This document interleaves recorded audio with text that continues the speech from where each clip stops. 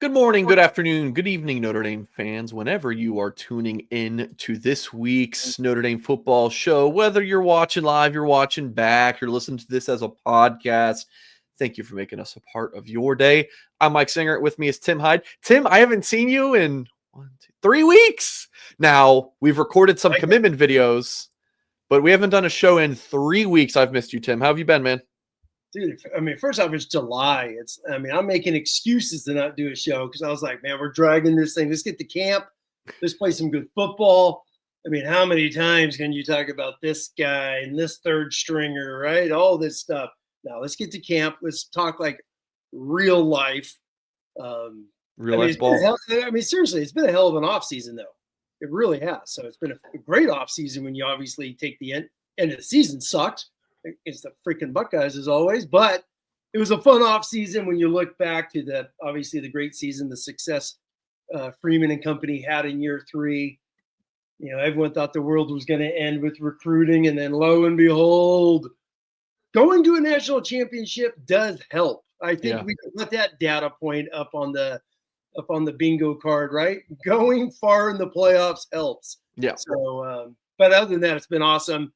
We got camp. Hell, what's today? 15, 16? 16? We had 15 days. Exactly. So, no, I'm excited as could be. And it's going to be a heck of a season, man. I can't wait to dive into Miami. I'm fingers crossed. I can't tell you how badly I want this Miami Notre Dame game just to feel like nostalgia. Not 17 for crying out loud. The old days, just pure hate. Angry dudes going at it for 4 quarters and just have a battle and go into a bye week 1-0, man.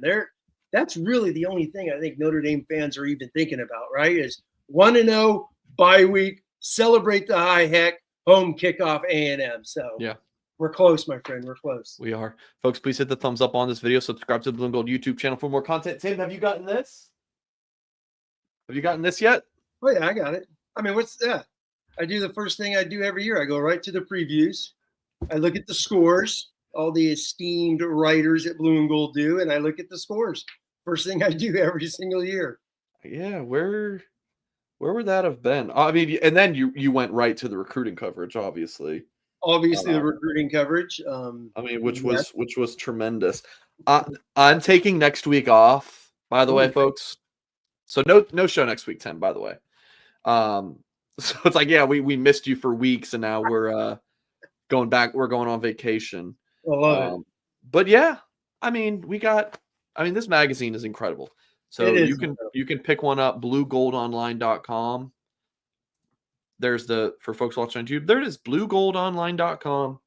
Pick it up. If anything, this is a keepsake. I mean, look, when else are you getting something Notre Dame in your hands to read? Maybe you get the South Bend Trib or something. Maybe you're local. But otherwise, guys, pick this up, bluegoldonline.com. And it's going to be living right there on the little floating shelf. Let me give my Timmy Hyde 25-second commercial. Without a doubt, it's an encyclopedia. First thing you did, when all these receivers, boom, I went right back to all the archives in the 80s and the 90s and just started seeing the wide receivers, the DBs, how all these recruits became who and whatnot back in the day. Last year, we're talking O-line starts. You go back to the old archives in Blue and Gold, and it detailed every single starter, how many starts, who's coming back, so you could have a giant catalog. So for Notre Dame fans, do it. Even call the number, get the old ones. eBay. I was missing one, Mike. I think I've told you this, the 88 one. I found it a year ago on eBay. I found it from a guy who actually watches the show. How awesome was that? So, so now he's got your address. So people sell this? They really? I'm Googling this, or I'm looking this up on eBay. You can. Sure. There's tons of stuff on eBay. There's a bunch of old Blue and Golds on eBay. Dude. Yeah. A lot of 20 from 98 to 99 for $40. Wow. Huh. How about that? I mean, this is awesome. So I've got every single issue since I started working for Blue and Gold in the spring of 19. So I guess I will, I don't know, maybe I'll be sitting on some cash in a few decades. We'll see. Tim, so this is your first live show since the Jagisan news, which it's been a fun offseason with recruiting, but there has been some shitty news in this offseason. Sorry for cussing.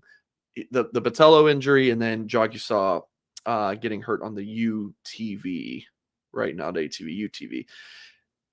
Everyone and their brothers commented about, him getting on the thing. Tim, I don't know if that's something you want to talk about. I've discussed it ad nauseum. I'm done with it. But what do you do, like, moving forward with the offensive line? I'll chime in with a little nugget, but what's kind of your takeaway with this, like reshuffling the old line now with, I would say Jagisan is your best offensive lineman. He's out, but also last year they made a run without him. You would obviously rather have him than not, but Tim, what do you think about all this? No, I mean, number one, you feel for the young guy. It's 3 straight seasons he's going to start on injured reserve.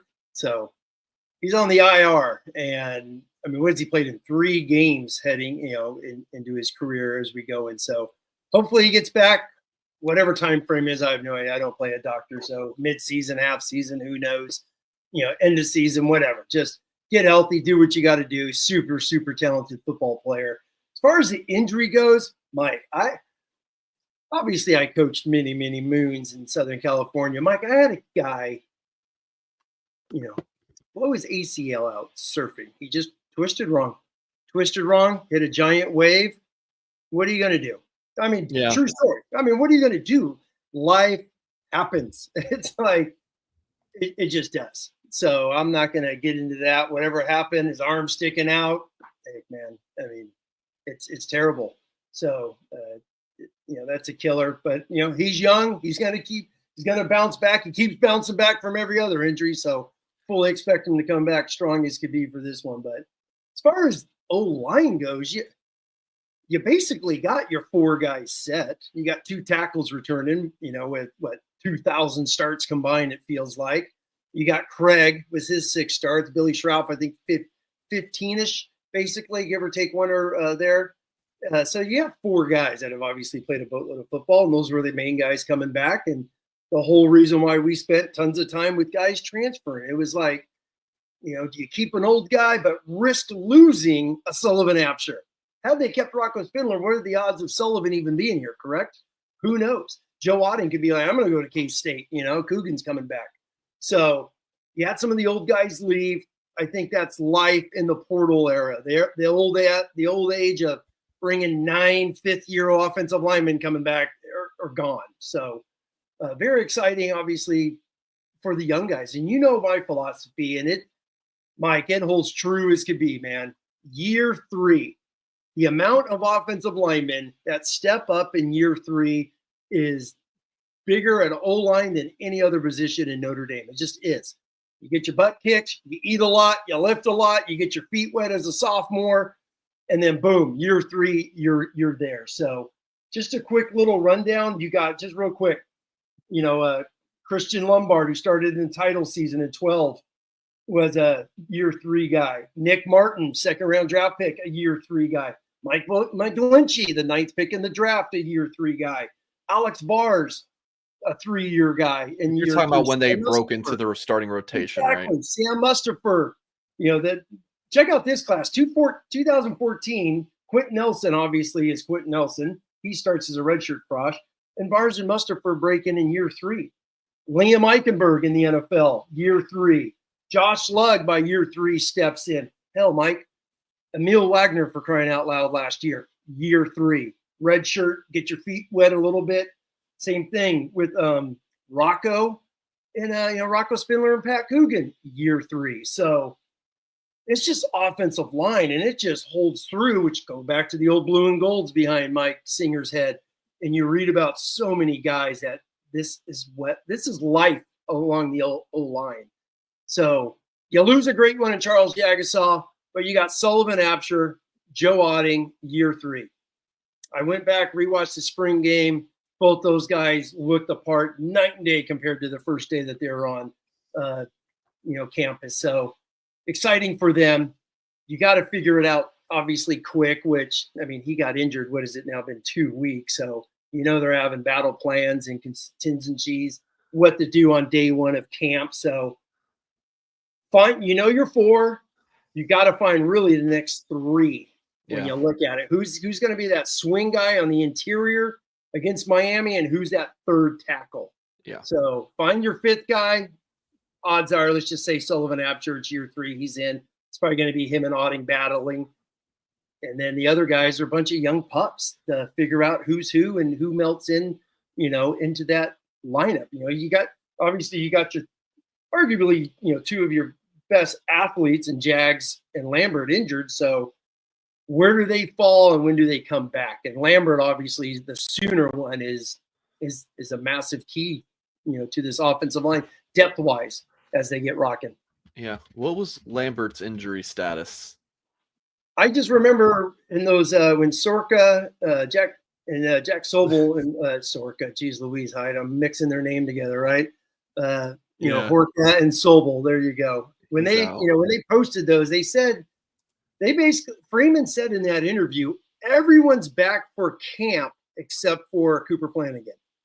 Not that they're 100%, but they expect them to practice. I remember Jack and Tyler talking about that. So what's his role? How 100% is he? Who knows? Okay. On April 5th, Freeman announced Lambert's injury, out for the remainder of the spring, not expected back until the fall. I think he should be back for fall camp. August would be 4 full months. But it's a labrum. It's a shoulder.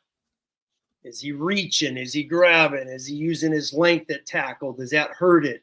Which means, is he better suited to battle inside? Just things to think about, when you look at the damn science of all that stuff. Kirby Lambert's fun, man. You go back and rewatch some of his high school film and you're like, God, he's a monster. So wishing him well to get healthy, and hopefully he's running around knocking the hell out of people in the middle of August at some time. Yeah. But I think his shoulder is, just interesting. When you look at obviously the size of him, how much strength is he being able to get back. But, you got 2 experienced tackles that played in a lot of big games, a lot of big road games. So at least you have those guys on the edges going into South Florida in that first game. Yeah, yeah. So right now you think you're probably leaning Absher? I would go Absher I would go Sullivan Absher just because you go to the blue and gold game. He's the starting center. So he was the first guy in that lineup. Because obviously Ashton Craig, you had Wagner, Knapp participated in there. The guards were the guards, Jags and Billy Schroff. So the fact that he was in there really as that 6th guy tells me he's that next man in. So, and obviously he's played guard. That's basically has been his main position the last season. So he's huge, man. He's bigger than Jagasaw. When they were like side by side watching the blue and gold game, I'm like, dude, Sullivan Absher just takes up frames, and quite impressive young man. Then you go back and rewatch his film. I did that, and I posted that online. I went back and watched our recruit video you and I did, and how much fun it was just to watch that guy. And obviously, as you know, during his recruiting, he was big time for them. They wanted him badly and got him, pulled him away. From Clemson and all those guys in that area. So, that was a big one. And Joe Otting, I will say, going back and rewatching the spring game, super impressed with him. Physical, a lot of Zeke Correll type of, obviously a little bit smaller, but, man, he brings it. Zeke played his butt off for Notre Dame. And so I see that a lot with Otting as well. So there's 6 guys. Yeah. And obviously everyone else is young. Peter Jones, Prescott, obviously the freshman class. So it is a lot of young pups. So which one of them merges to be that 7th guy? Yeah. And you could talk more about that. Yeah. So before we move on, just want to throw out there, like, from what I know about Joe Rudolph, of course, Notre Dame's O-line coach, he will shuffle. He will move guys around. He will he's like a mad scientist with like he'll move this guy here to kind of see what the chemistry is like. And so in fall camp early on, he's going to play around with a lot of different things. Like I'm just going to throw out an example that I think to kind of give you an idea of what Jorov could do. He may have no thought about moving Emil Wagner off right tackle, right? No, he's not going to do it. Emil's going to play right tackle. But I could see him like putting him at left guard just to see how the potential left tackle or something were to react to playing next to him, or the center or whatever. Does that make sense? Like, he is going to really toy with different combinations to see who is the best option to replace Charles, because otherwise, if Charles doesn't get hurt, your starters are a shoe-in. Like, you know exactly who it's going to be. But with injury, it does shake things up a little bit. I mean, speaking of Wagner, I mean, they tried it 2 years ago when they were excuse me, iron out the details before Pat Coogan ended up being the left guard. Remember, they were putting all kinds of guys in there, and Wagner was one of those guys just because of his athleticism. So yeah, without a doubt, he's going to move guys around. He's experienced. He's been around. I mean, anyone that doesn't trust them hasn't watched enough football, because the guys had back-to-back semifinalists Joe Moore O-lines, and that hasn't happened at Notre Dame since 17 and 18. So the guy obviously knows what he's doing. He's moved guys around. I truly believe the whole reason why he went with Knapp and Pendleton last year was just their explosiveness. They got off the ball quicker than Coogan and Rocco. Those guys were a little bit older, and obviously with Tosh Baker and Knapp, after Wagner beat out Tosh. So I thought they went with the upside with the young guys who brought a little bit of pop into their game, and he did it 2 years ago. Everyone assumed Billy Schroff was going to be the guy, and Rocco beats him out in camp. And Freeman, I remember talking about that, like, Rocco just kept getting better each and every day, and he was our best guard, during that fall camp. So once again, year 3. So you got to really weigh into some of that with some of those experienced guys just taking it over. But you are right. It's going to move some guys around. Absher, that's the other thing. If Ashton Craig, sprains his ankle, who's that backup center?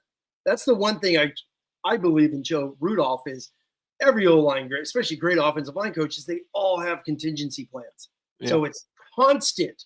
You're going there, you're going here, you're going there. You got to have it's nonstop. And Rudolph's been a highly sought-of offensive line coach. He's got some super talented guys. 4 guys, Channon upperclassmen. The starts with Coogan and Rocco, and obviously Pendleton. So they saw the upside with these young guys. And I think that's got to be really, really positive. They saw the upside. We could let these guys go because it's time to play these young guys. Yeah. And then I think lastly does a freshman step in? Yeah. That's going to be massive. Folks, please hit the thumbs up on this video if you have not done so yet. Subscribe to the Boone Gold channel, of course, for more content. I apologize for not leading with this, but we do have Notre Dame commits Javian Osborne and Brayden Robinson, outstanding prospects from the state of Texas, both committed to Notre Dame. Osborne was in May 2nd or something. Yeah, May 2nd, I think. And then Robinson was July 6th, I believe. So 2 Notre Dame commits, running back and receiver. So we'll talk about those, or we'll talk with those 2 guys in about 10 minutes or so. Let's talk about Augie's Locker Room, folks. The go-to place for Notre Dame memorabilia. We actually had a thread on the Blue and Gold message board, and people were talking about what's your favorite memorabilia, Notre Dame memorabilia that you own, and there's some pretty cool items. And if you're like, man, I don't have any cool items, well, what if you purchase something from Augie's Locker Room, like some used team-issued Notre Dame football gloves and cleats, some signed things, some exclusive items that you can only find at Augie's Locker Room, like Jerry McKenna's replicas of the bronze statues around the stadium. There's Rockney items. Really, folks, there is so much at Augie's Locker Room. So whether you're local, you're coming into town, or you just go to augieslockerroom.com, it is the place to be. Listen, this is like a couple of dinners right here. A Notre Dame football replica jersey signed by Jeremiah Love that says "Play like a champion" on the number 4 there. So go to augieslockerroom.com. HydeLockerRoom.com. Tell them that Mike Singer sent you, and check out the vintage helmet display dating back to 1890. That's all off the dome, by the way. I didn't even read any ad there. I was just, dating back to 1890. AugiesLockerRoom.com, 1733 North Ironwood Drive in South Bend, just down the street from campus. All right, Tim, let's talk about this 2026 recruiting class, okay? Whew. Okay. I might go into an early retirement over rankings. I am so freaking sick and tired of dealing with the rankings updates. Tim, I don't know how much you paid attention, but this rankings update that Rivals, aka On3, right? But Rivals now, because On3 bought Rivals, and Rivals is the recruiting brand now. I was one of the most positive ones. Like, Notre Dame had some huge bumps. They did have some drops. This is natural. You have rises, you have drops. It is what it is. But Notre Dame, due to this, actually moved up in the Rivals team industry rankings. Texas A&M dropped. I think they were like a 92.6 in their class score. Now they're at a 92.3. And then Notre Dame stayed pretty steady. So now they're at a 92.484. So, Tim, the thing about this number 3 ranking is it's not that this is in May or April. This is mid-July, when look at USC has got 31 commits, Georgia 29, Notre Dame 26, A&M 25. Like, these are like fairly full classes. Like, some of these schools at minimum are like, what, 70-ish% full. Notre Dame's more in the 90% or so. But just thoughts on, whether, I don't know what you want to talk about here, the team rankings and your recruit rankings updates, Tim. No, we've been talking about it. It's a heck of a class. And I think it goes back to playing in the national championship game. It's year 3. Your first couple of years, it was like, yeah, Freeman's a nice guy, but, you can only get so many guys with the Sun Bowl trophy, right? So, it's basically same staff, same philosophy, same everything. They went out and went to the national championship game. And I think that's helping a ton. And, obviously the vision is paying off, for a lot of, these kids as they see it. But no, it's a great class. It just is. You go back, people want to keep saying the best since that. You can't. The Holtz classes were awesome. Bob Davie had a couple outstanding top 5 classes, but I know we all like to use the internet era. So basically going to 2000, 2001, whatever the heck it is. Yeah. This is going to be up there with the 13 and the 08. Yeah. It just is. It's, when you look at the blue chip ratio is not as high as those two. The player rating's not as high as those two. So that 08 and 13 is a hair bigger. Top 100 guys, 08 off the top of my head had 9, 13 in this 26 class is about, I think each have 8. So I found that interesting when going, when looking at that. And the 07 was awesome too. The 07-08 class back-to-back were outstanding for Weiss. But no, it's a hell of a class. And one thing, you guys always hear me talk about the big 3, right? The big 3 in recruiting. And it's just true. Bama, Georgia, the Buckeyes, who are just chilling down there doing whatever the heck the Buckeyes are doing. Mike, as of right now, 18 players, 18 guys, that's 1 and an 8. 18 players have at least one offer from a big 3. Have at least one offer. So we always like to hear about this shopping down the different aisle. Well, Freeman wasn't shopping down that aisle his first few years. Yeah. 2023, he only had 8 players signed that had offers from at least one of them. 24, 8. His 2000. You even go back to the Kelly Freeman class of 22 is basically a split class. I call it just a voided class. They only had 5. So obviously it's gone up. And then you go with 25 is 8. So 23, 24, and 25 all had 8 signed. And only a couple, my friend, Lambert, KVA, and Aeneas Williams in 24 had an offer from all 3. Zachary, Stacka, Burgess, and Golden in the 25 class had an offer from all 3. And then this year you got Merrill, Walton. Oh my God, I can't even say his name. I always mess his name up. EE. I always got it. The EE. Ebenezer Umatade. Yeah, exactly. I just call him, Easy E. He had an offer from all three, O'Brien and Dunham. So they have 5. But I just like that just shows you how big this class is, that they did go get a lot of guys with Buckeye, Bulldogs, and Crimson Tide offers. And that, to me, that's shopping down a different aisle, which had not been done the first few years, or at least getting them. 18 dudes, man. They could be 19 if they get the DN, the D tackle, who's got a Bama offer right now. I believe at Georgia as well. So that's what's impressive to me.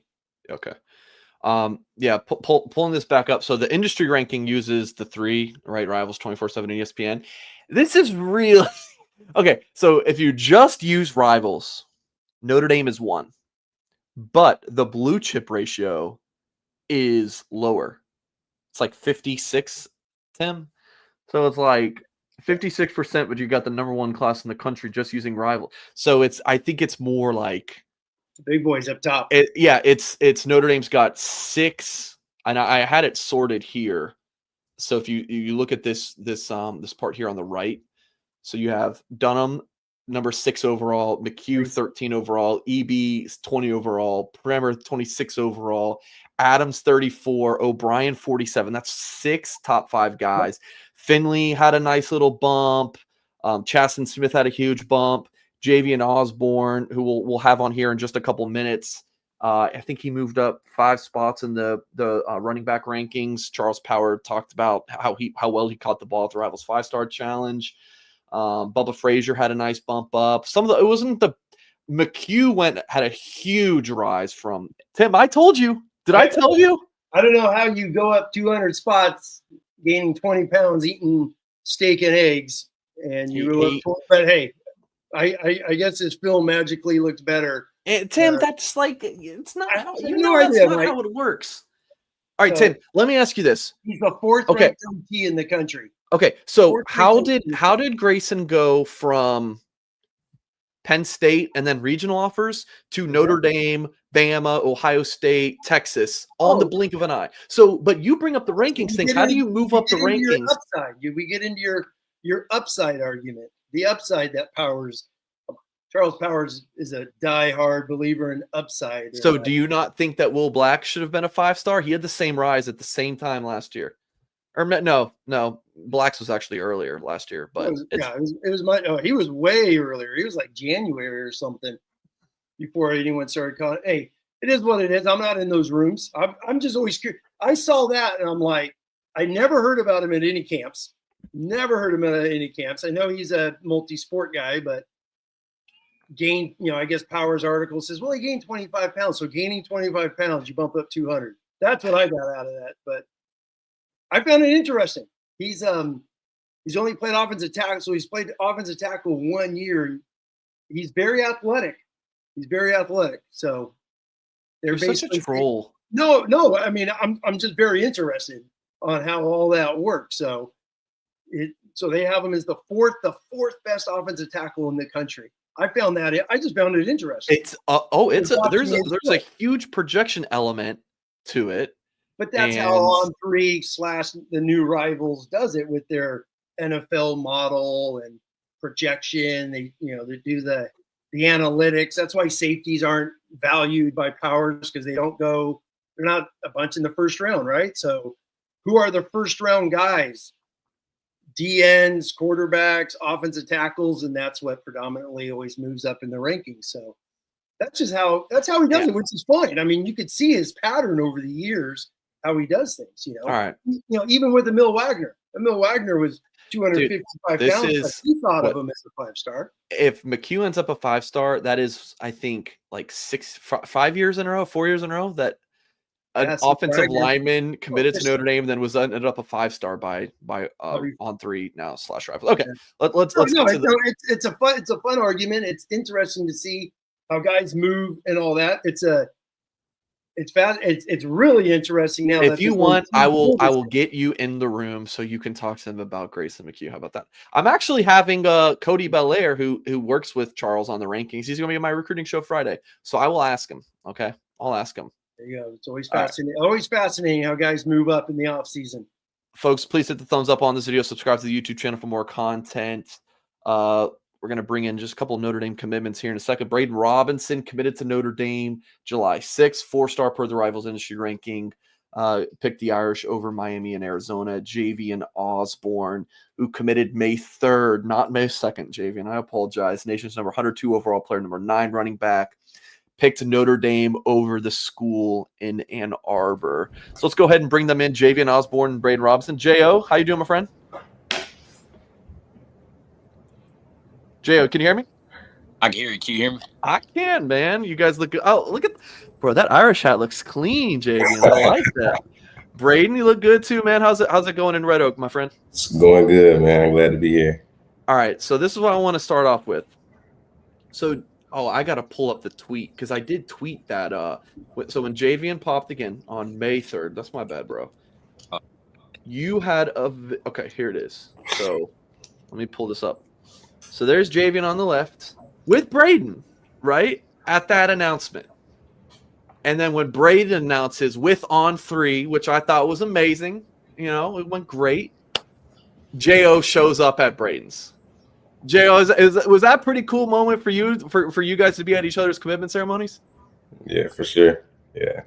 I definitely say it was. I had to turn favorite.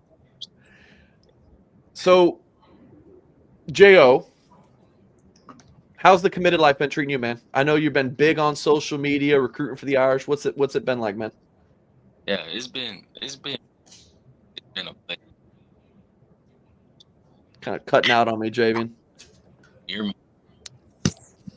Yeah, it's a little audio issues there. Oh, my bad. Sorry about that. But I was just saying that it's been a blessing though. Just being able to kind of recruit some top guys. Just try to bring them in, and yeah. All right, Brayden, I want to ask you about Javian and how he recruited you, right? Because you guys have known each other for at least a while, right? Like a few years at least.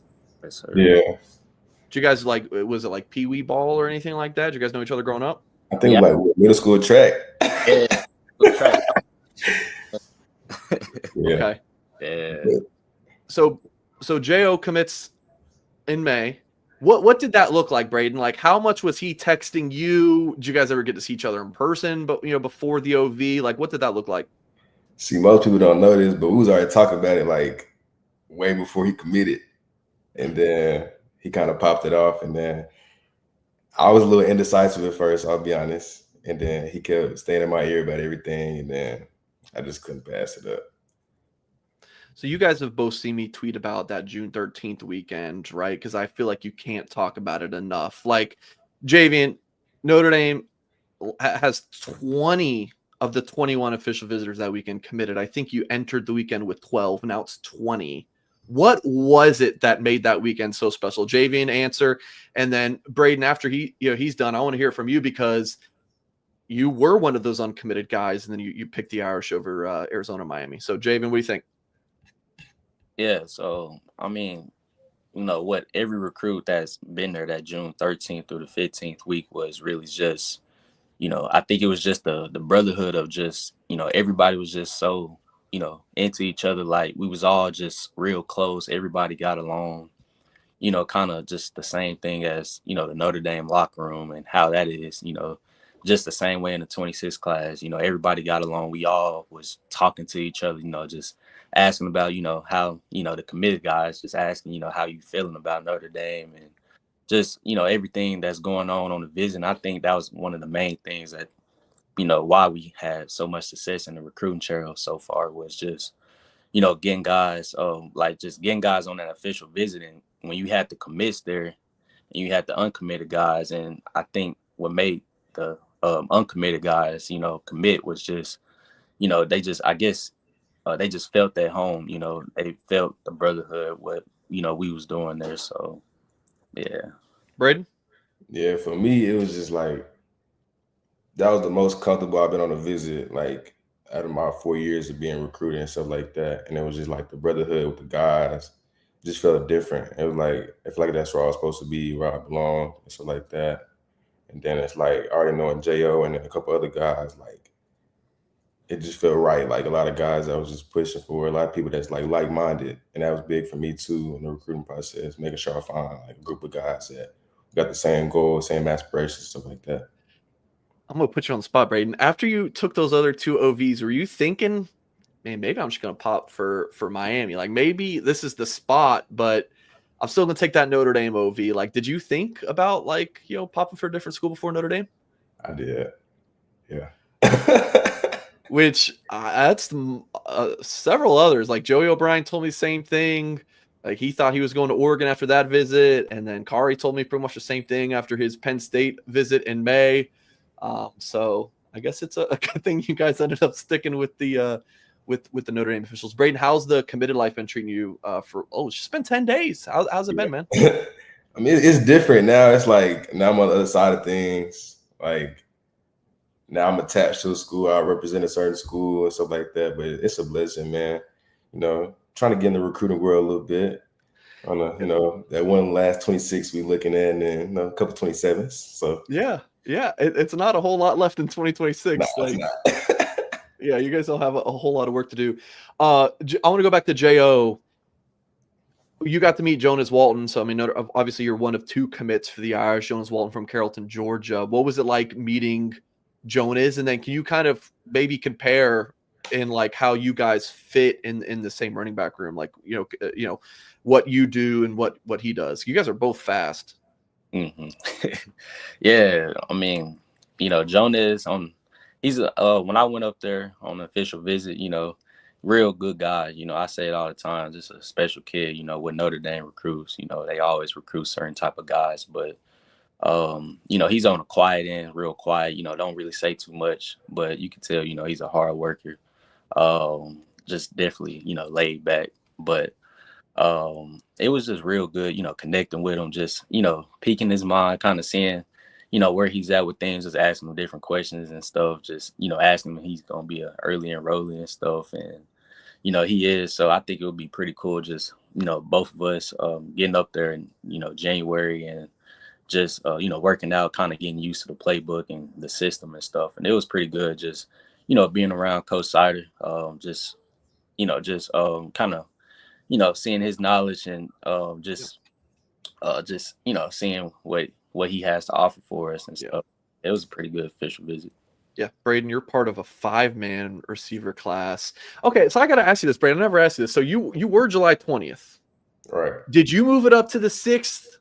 You told me you were just kind of ready to do it. Like you didn't want to be a silent commit for like 4 weeks or something. So did you move it up partly because of that, and then partly because like to go 3 for 3 with Caden and Devin? Okay, initially, like when I first talked to you, I haven't committed yet. What do you mean? So I'm saying like when I moved it up, it was like I was yeah. You hadn't silenced yet. Okay. So I was getting close, but then because initially I thought you had at that point. I think like initially like when the buzz with Miami and stuff was going on, and so I was still kind of like trying to figure everything out, and then I was thinking like, hey, this is a good opportunity to get some more buzz around my name right now to change it. Still flowing, yeah, and then bring a lot more attention to my commitment and stuff like that. But then after I committed, I was like, hey, it kind of makes sense. So 4, 5, 6, and then my nickname Quick 6, so the date kind of fall in with that. So yeah. That did work out well. Tell me about this receiver class, man. 5-man receivers class, but I mean, you could put 3 or 4 on the field at one time, and then especially with how you could be used in special teams. So how do you feel like you kind of fit into this room they have built? So yeah, like on a personal aspect, you kind of like from the outside looking in, like you kind of look at like Caden and Devin, like kind of more quiet guys. But then like actually like more start talking to them, it's like, hey, these guys are pretty cool, Yeah. And then Faison, man, he's outgoing and like it's crazy. But I feel like on the field wise, it's a lot of versatility. So it's like you really can't pinpoint on one guy. I feel like we can all play every spot really. So I feel like that'll be good for us. Yeah, completely agree. And let's move into a little film talk, which we got Coach Hyde here. So I'll start, and then Tim, you can throw it around, but I'll pop on for folks watching on YouTube. Brayden's junior film, Brayden. Which, by the way, I didn't throw this out there. When in April, I went to Dallas Fort Worth. I saw 3 recruits: Javian Osborne, Brayden Robinson, Hayden Finley. 0 were committed publicly at the time. Javian was already a silent, but all 3 ended up with the Irish. So I don't know what I did, but it was worth your trip, it was a great trip. So Brayden, I wanted to ask you this. So your dad is the head coach, obviously, at Red Oak. How much has that helped, like, the mental side of your game, like just knowing the game of football, being a coach's son? I feel like it helps because, sometimes you can't talk to your coaches a certain way. So I feel like with me and my dad, having that coach and father and son relationship, it kind of helps me a lot. So it's like we kind of go back and forth on certain ideas and like learn the game. He's taught me a lot from, so he was my receiver coach my freshman year, and then when he got promoted, I was just so proud of him for that accomplishment for him. But it's been like, I feel like I understand the game way more than I did before. Tim, what do you got for these guys? Well, first off, I mean, number one is, you guys were talking about running track. Who won? And I'll put $2 as Robinson. So yeah, there you go. So, no, I won that bet.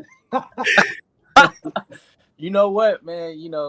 I hate to say it, but we've been running summer track since like we was 9 years old, and he's been beating me ever since. I mean, dude was just different. It's a reason why his nickname is Quick Six for a reason. Dude. No, he's the same. He's quick. Oh, there's no doubt about it. His film's quick as could be. But no, you know what? Mike said I coach. I've coached 25 plus years in Southern California.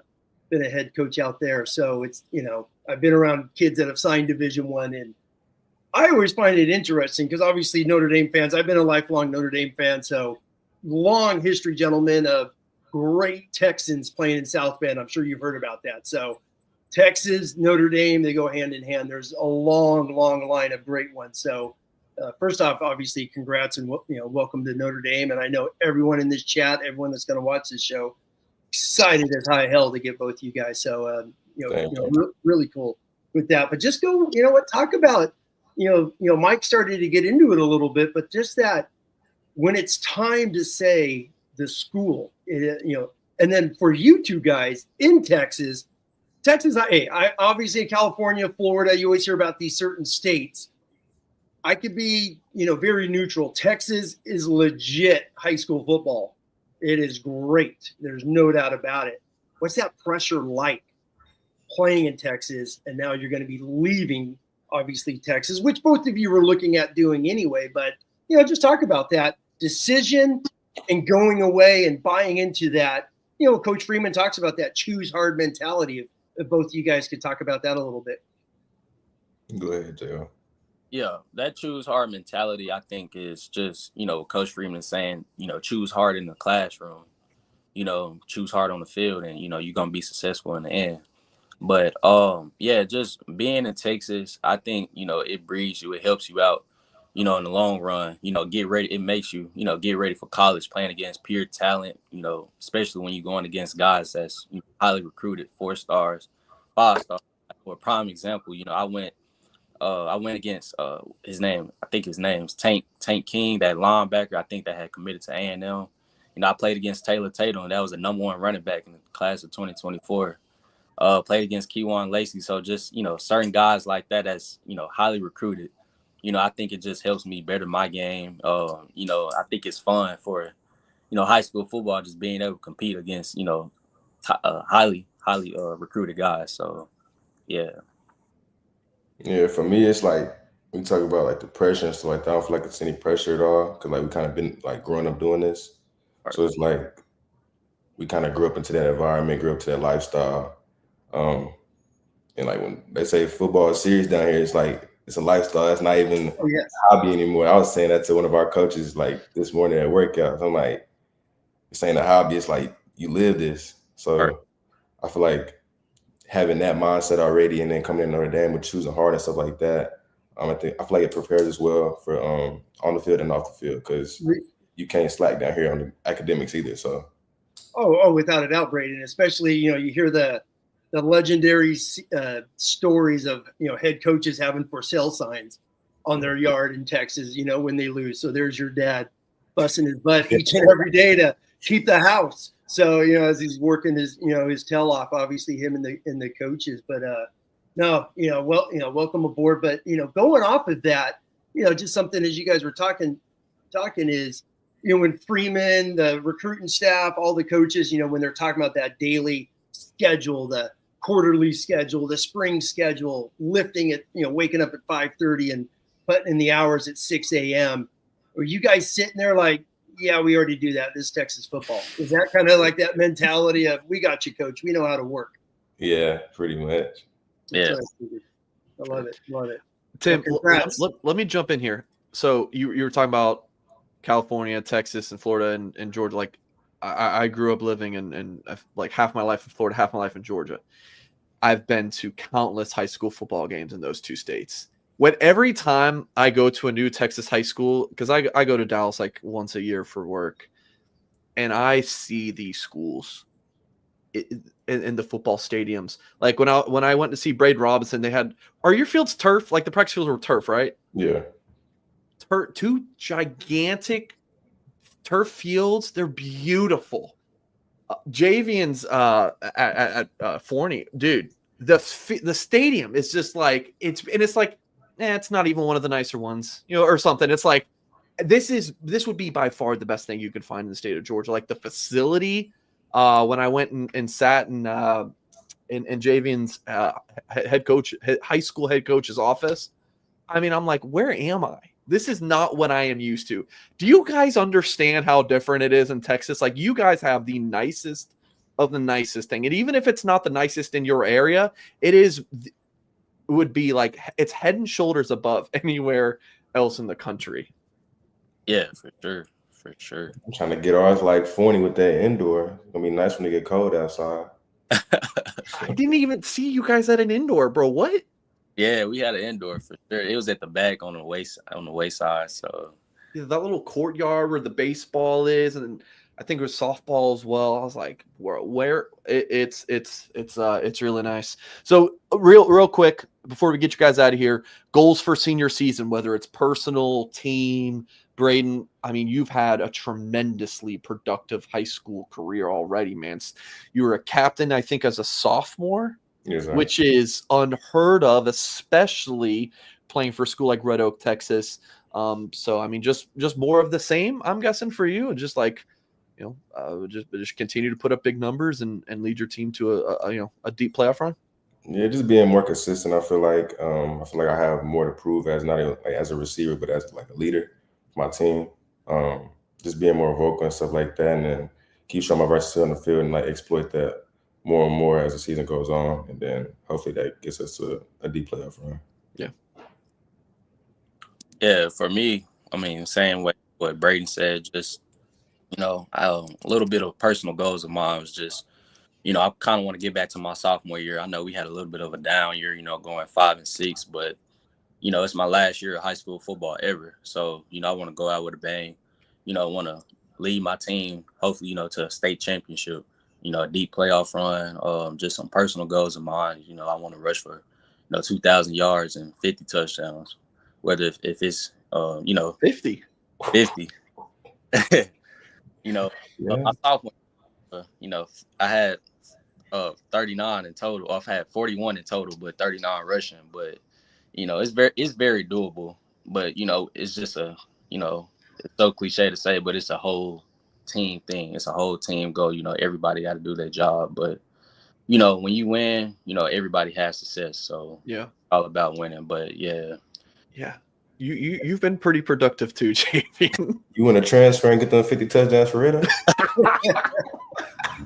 Hey, yeah, exactly. I was gonna say, is that 50 on EA Sports? But I guess you're gonna do it live. So I love it. I love it. Hey, real quick, Brayden. Just for the fans out there, who is your guys' biggest rival? It's Midlothian. Okay. And Javian, who's yours? Yeah, I would say it's North Forney. That's our rival. Okay.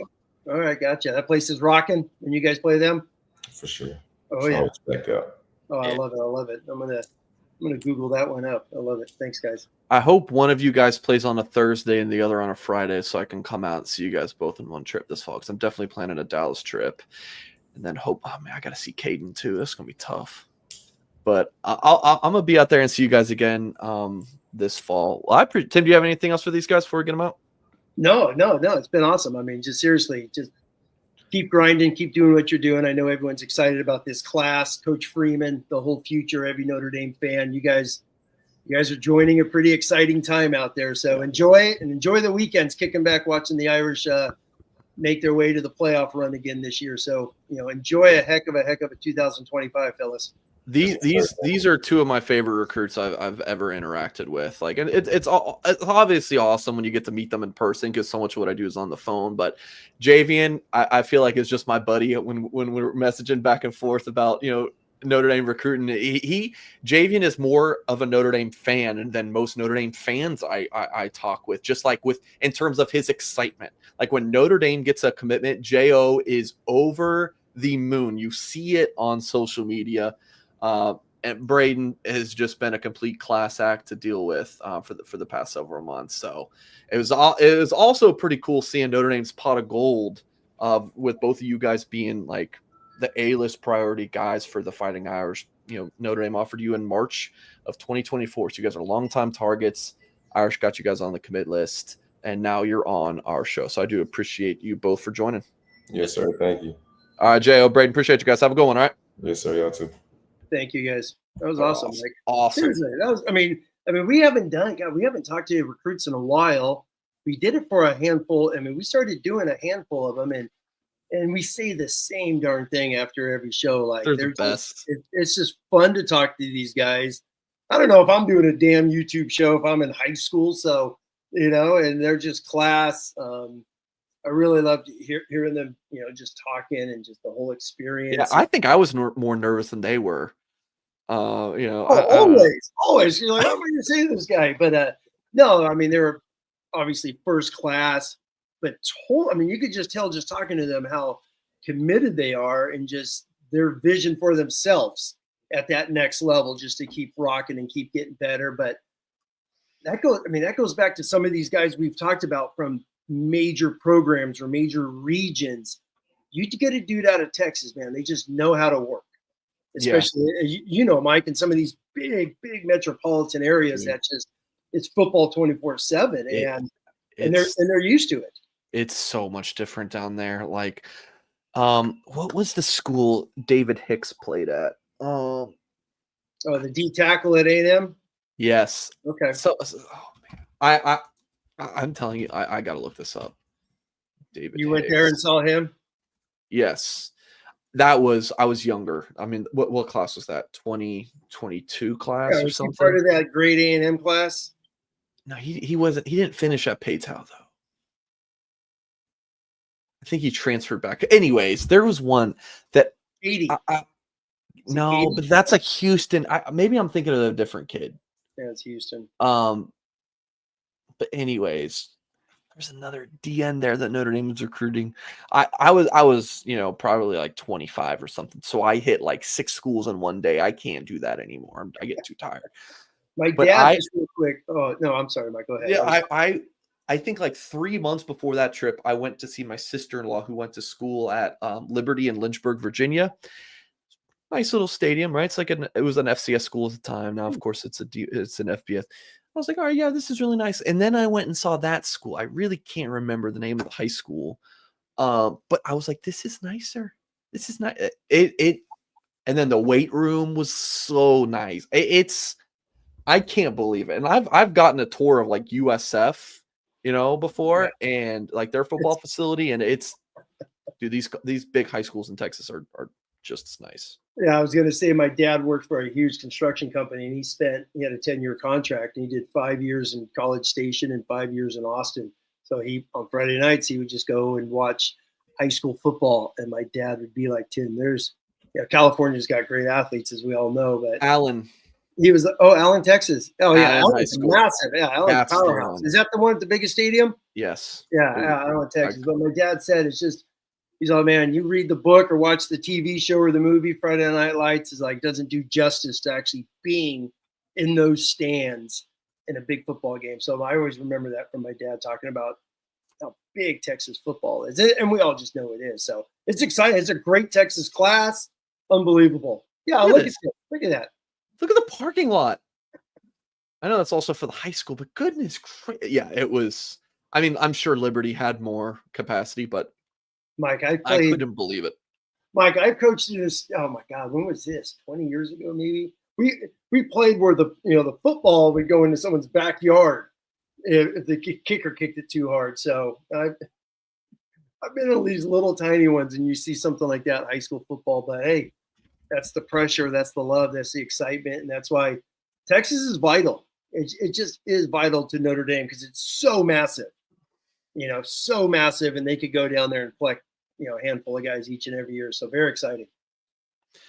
I'm just messaging them both. Thanks. So. Oh yeah, without a doubt. Thanks. And obviously the fans. Yeah.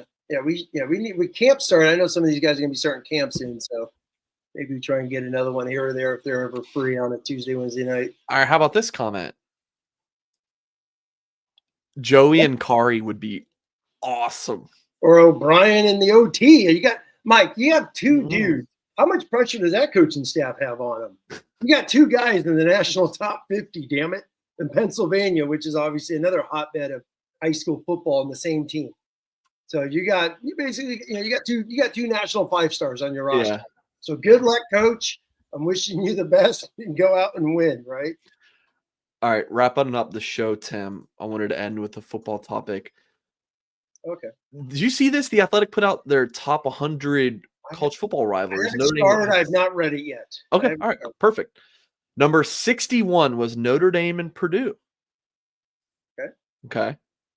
56, Notre Dame and Miami. 45, Notre Dame, Michigan State.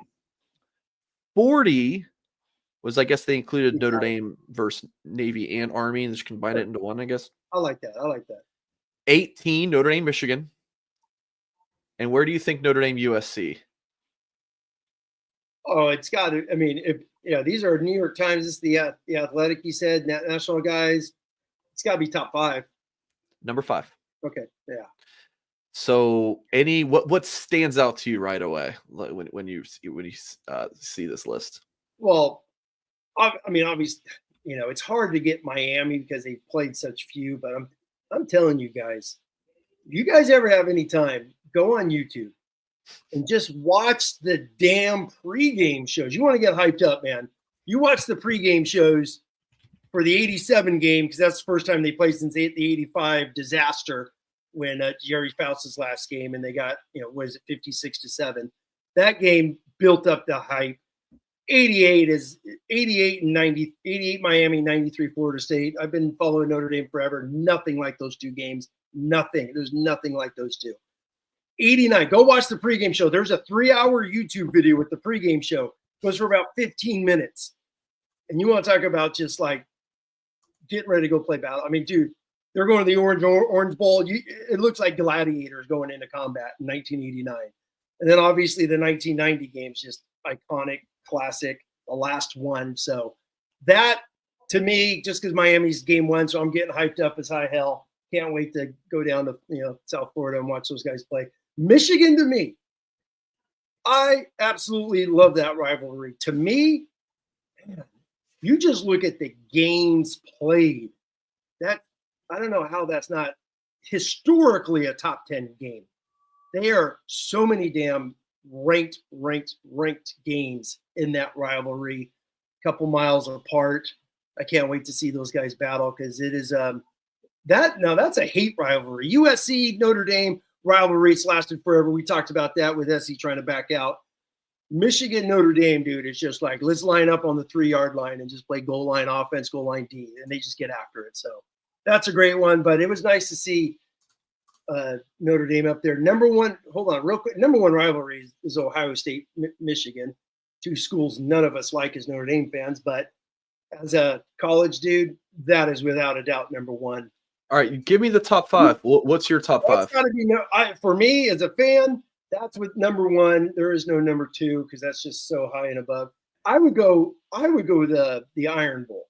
I have watched a lot of Alabama Auburn games. That that game is violent times 10. Those dudes just don't like each other.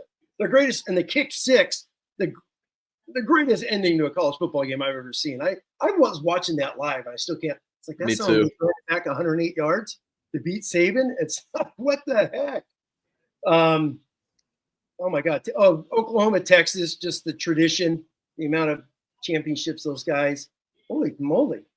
I can't even think. I got a brain fart now, huh? We got those three. I'm trying to. Obviously, you got SC Notre Dame is in the top 5. And then who's that last one I'm missing? I don't have my athletic login on this, but no, I was going to say, they wouldn't have Alabama, Tennessee that high. There's none in the West Coast. Somebody help me out here. I haven't even been listening to what you've been saying because I had obviously Michigan, Ohio State, Texas, Oklahoma, Auburn, Alabama, Notre Dame, SC. Who's the last one? I'm all right. Here it is. Okay. I've always been a Army Navy. They put Army Navy in the top 5. Jeez Louise. See, I always think that game. Yeah, that's a hell of a football game. So I would agree its with own that. weekend. Exactly. Yeah. And then after it's so late in the season, yes, Army Navy without a doubt. And then after Notre Dame, USC to round out the top 10 was Nebraska, Oklahoma for the old heads. For the old dogs, yeah. Miami, FSU. Yes. Jack Sobel, love Jack. He works with us at Blue and Gold. He kind of downplayed the rival. I'm like, Jack, I don't want to be that guy, but you're just young. You didn't grow up with it like I did. The pass interference game, was that like 24 years ago? Like you just did, you just didn't grow up with it. It's not your fault. You just did it. That's a great rivalry because you got two different. You got obviously FSU's way up. In the panhandle up there, basically they're Alabama is what they are. And then you got obviously, Miami down there. That's a great rivalry. All right. Florida State was in there, which it is. It's a great rivalry. Yep. Minnesota, Wisconsin. Is that the Paul Bunyan?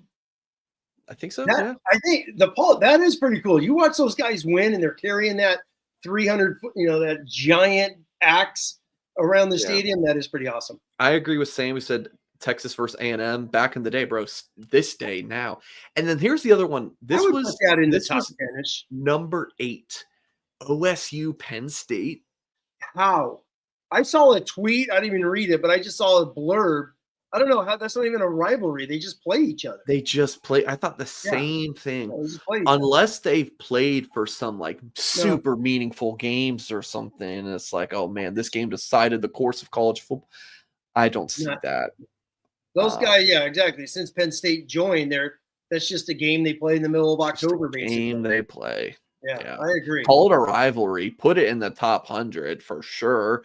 Top 10? Like Jay Carr, seemed like Penn State is rivalries Pitt.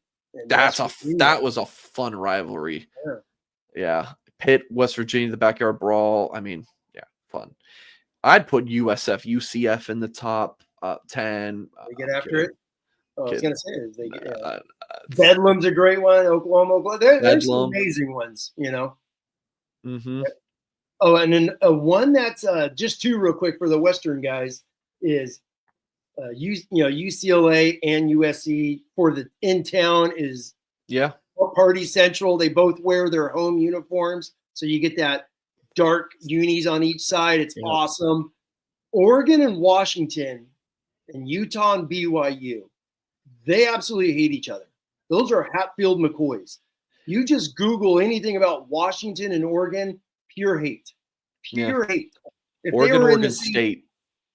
That's another one, the Civil War. Yeah, I don't know if they call it. I don't think you can say it that anymore. But I used to cover Oregon State. That was like my main beat, believe it or not, before I covered Notre Dame, was Oregon State and Colorado. I covered 2 schools. And dude, that game when Oregon State beat Oregon in 2016. It was a 4-8 terrible Oregon State team. They won, and that season was made because of that. It was a 4-8 year, but they beat Oregon, and that was the best season that Gary Anderson had for the Beavs. So put up Mark with glasses. Last comment, please, because that is probably a top 10 rivalry right there. Most lopsided without a doubt. James Franklin versus anyone with a ranking next to him, done. take the ranking and put all your mortgage on it. You're going to make money. Poor James. By the way, I can't think of James Franklin without the Key and Peele guy. By the way, have you ever seen since he's done the Franklin? Every time I see James Franklin, it's him. Who is it? Peele. Or is it Key? I don't know. He's one of those guys. Absolutely hilarious. His James Franklin. So every time I see Franklin talk, I just that's that guy. I can't listen to him now. Yeah, Keegan Michael, absolute priceless because he is James Franklin. Whenever I'm doom scrolling and I get a Key and Peele skit, you watch the Key and Peele skit. It's always a good time. All right, well, that's going to do it for this show, Tim. Great time if you're just joining us. Had a great 20-minute discussion with Notre Dame commits Javian Osborne and Brayden Robinson. They were tremendous. So if you missed that, make sure you rewind and talked about the Notre Dame O-line situation, talked a little bit about the 26 class. So this show will not happen next week. And then, Tim, the following Wednesday, unless you want to move it to, we're eventually going to move this back to Tuesdays, right, Tim? I keep forgetting what we're trying to do. But we're going to move this to Tuesdays during the season, or maybe at the end of July or into August. I'll tweet out. And then the six-pack show with Sobel, Horka, and myself will go on Wednesdays.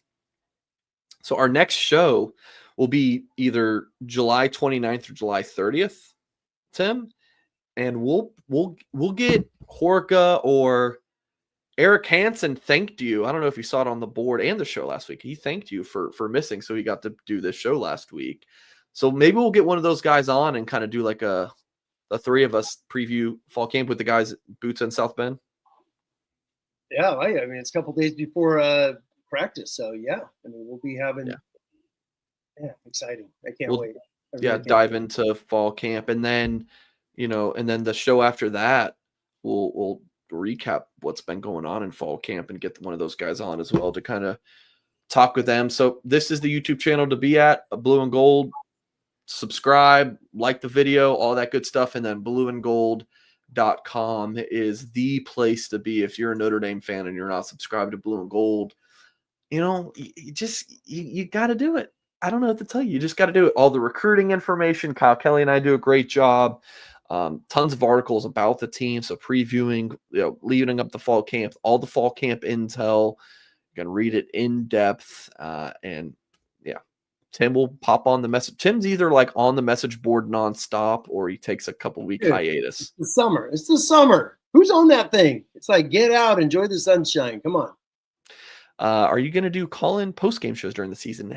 Hell no. But Tim, we're good for there's not a chance. Oh, post-game would have been awesome had we done one after NIU, a post-game call-in show. Could you imagine? Oh gosh, that would have been horrific. But we're working out the YouTube plan for the fall.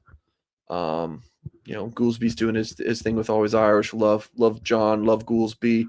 So we'll kind of see what we do with different slots and whatnot. But I will be live basically every day during the football season. So you can be rest assured that you will get plenty of content here on our YouTube channel. But yeah, that's going to do it for this show. Hit the thumbs up if you have not done so yet. And as always, folks, we'll catch you next time.